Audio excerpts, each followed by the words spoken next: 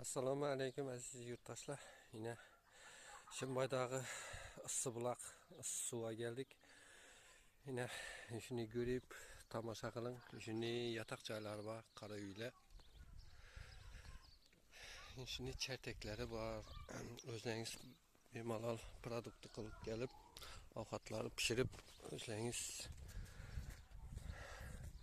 sharoitlarni ko'rib kelaverasizlar. Bir yerda satın suvlar, başka narsalar ham bor.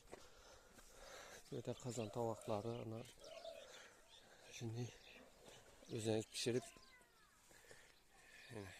shu yerda bu yoqda muzkoy tarafi, bu yoqda jinskiy taraf.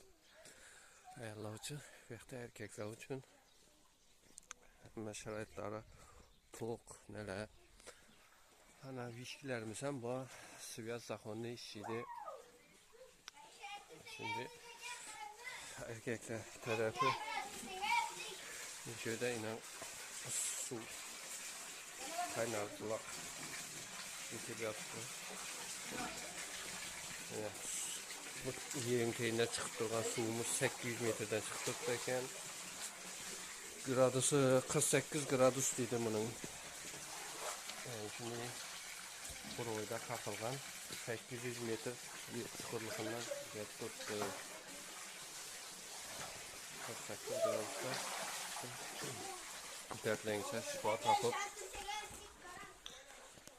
şimdi ayak ağrıklar, bel ağrıklar, duzlar, şuları yok atadayken şimdi şifa baxş bulaq sularımız var ekan Shimbayda. Gelip bemalol şöyle suya düşüp ketişiniz mümkün. Manzaramiz şu Qoraqalpog'iston Respublikasi Shimbay rayonunda.